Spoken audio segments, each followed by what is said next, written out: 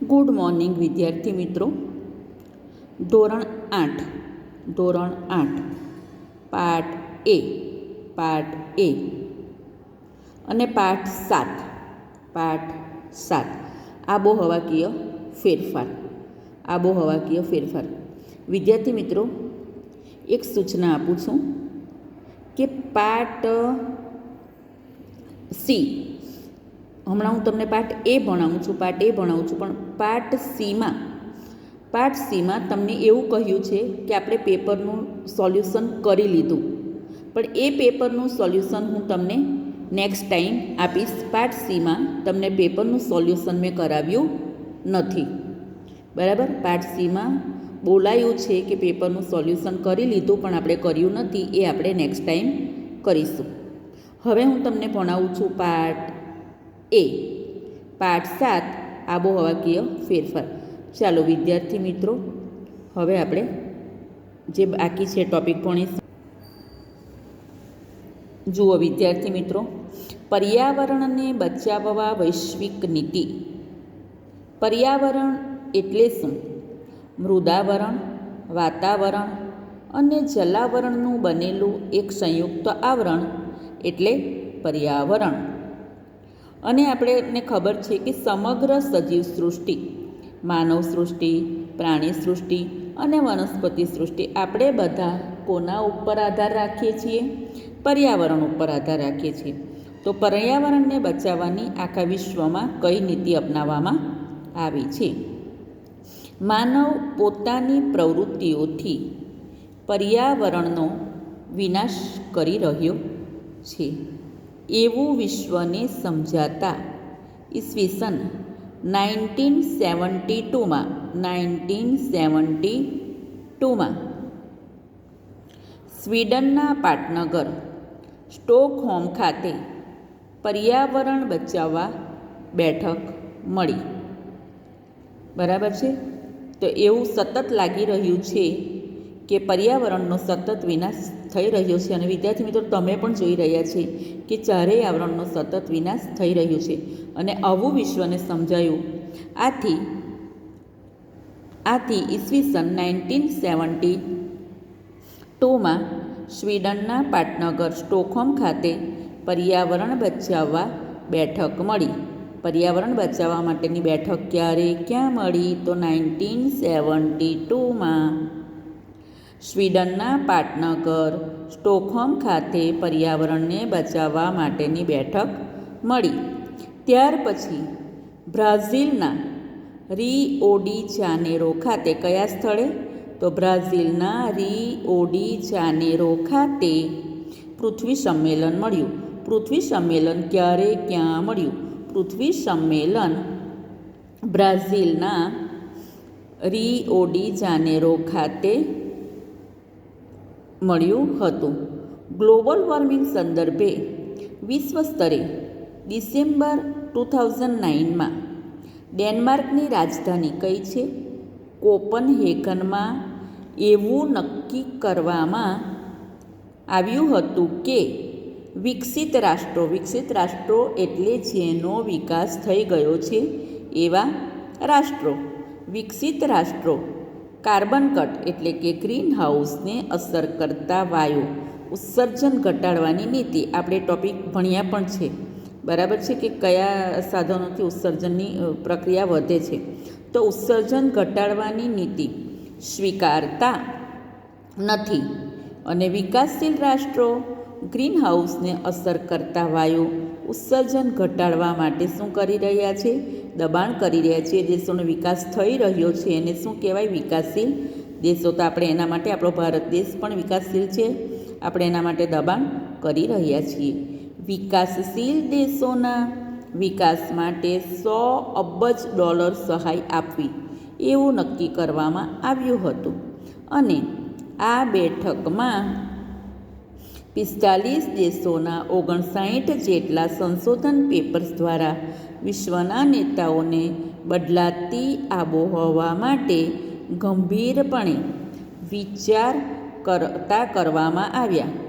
આમ વિશ્વમાં સરેરાશ નાગરિક 4.5 મેટ્રિક ટન કાર્બન વાયુ છોડે છે, અને ભારતનો નાગરિક વાર્ષિક સરેરાશ 1.2 મેટ્રિક ટન કાર્બન છોડે છે અને બીજા વિકાસશીલ દેશો તો ઘણો ઓછો કાર્બન વાયુ છોડે છે અને તેમના વિકાસ માટે મોટા પાયા પર છૂટ આપવી જોઈએ.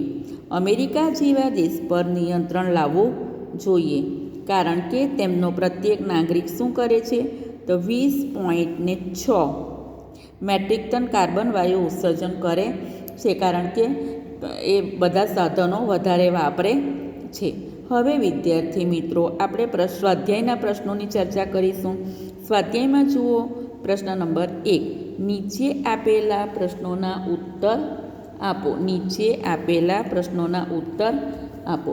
એમાં જુઓ વિદ્યાર્થી મિત્રો, તમારો પ્રથમ પ્રશ્ન છે આબોહવા એટલે શું? એના માટે તમે પેજ નંબર 38 કાઢો. Page number 38.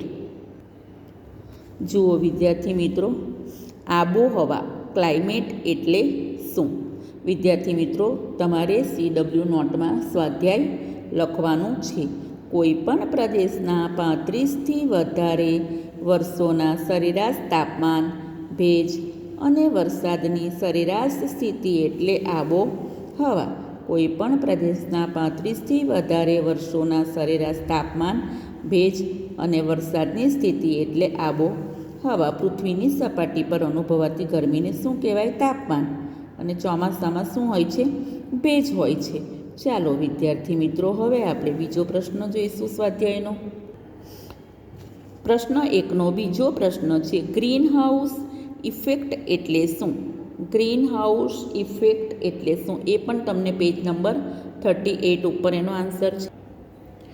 Green house effect, બરાબર છે. જુઓ વિદ્યાર્થી મિત્રો, તમને એક ગ્રીન હાઉસ ઇફેક્ટનું ચિત્ર પણ આપ્યું છે. ગ્રીન હાઉસ ઇફેક્ટ ઠંડી આબોહવાવાળા દેશોમાં સૂર્યનો તાપ ઓછો અનુભવાય છે. ઠંડી આબોહવાવાળા દેશોમાં સૂર્યતાપ ઓછો અનુભવાય છે. આથી શું થાય છે? તો તાપ ઓછો અનુભવાય છે. આથી છોડ, શાકભાજી તથા વૃક્ષોનો વિકાસ અટકી જાય છે. છોડ, શાકભાજી તથા વૃક્ષોનો વિકાસ અટકે છે. તેથી પર્યાપ્ત માત્રામાં, પર્યાપ્ત એટલે જરૂરી માત્રામાં ગરમી મળી રહે તેવી કૃત્રિમ વ્યવસ્થા કરવામાં આવે છે. ગરમી મળી રહે તેવી કૃત્રિમ વ્યવસ્થા કરવામાં આવે છે. તે માટે કાચ કે કાપડની છત રાખવામાં આવે છે. તે માટે શું કરવામાં આવે છે? કાચ કે કાપડની છત રાખવામાં આવે છે, જેથી ત્યાં ગરમી જળવાઈ રહે છે. જેને શું કહે છે? ગ્રીન હાઉસ ઇફેક્ટ કહે છે. ફરીથી જોઈએ. ઠંડી આબોહવાવાળા દેશોમાં સૂર્યતાપ ઓછો અનુભવાય છે. તેથી છોડ, શાકભાજી તથા વૃક્ષોનો વિકાસ અટકે છે.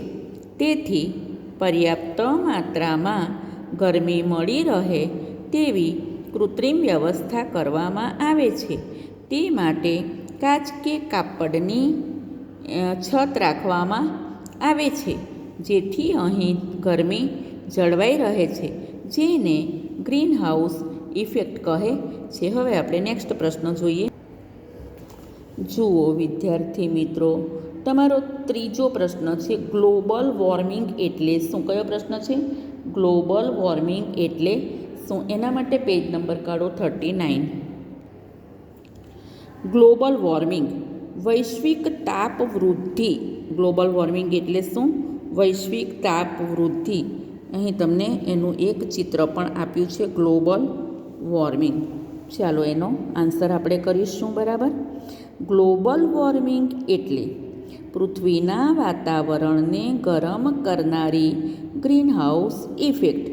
ગ્લોબલ વોર્મિંગ એટલે પૃથ્વીના વાતાવરણને ગરમ કરનારી ગ્રીનહાઉસ ઇફેક્ટ. ગ્રીનહાઉસ ઇફેક્ટ એટલે કે સૂર્યના કિરણો સાથે આવતી ગરમીને વાતાવરણમાં આવ્યા પછી પૃથ્વી પર અઠડાઈને પરાવર્તન પામી પાછી અવકાશમાં જવા ન દેવાય તેવી સ્થિતિ. તો ફરીથી ગ્લોબલ વોર્મિંગ એટલે શું? ગ્લોબલ વોર્મિંગ એટલે વૈશ્વિક તાપવૃદ્ધિ. ગ્લોબલ વોર્મિંગ એટલે પૃથ્વીના વાતાવરણને ગરમ કરનારી ગ્રીનહાઉસ ઇફેક્ટ. ગ્રીનહાઉસ ઇફેક્ટ એટલે કે સૂર્યના કિરણો સાથે આવતી ગરમીને વાતાવરણમાં આવ્યા પછી પૃથ્વી પર અથડાઈને પરાવર્તન પામી પાછી અવકાશમાં જવા ન દેવાય તેવી સ્થિતિ. વિદ્યાર્થી મિત્રો, અહીં તમારું પાઠ એ પૂરું થાય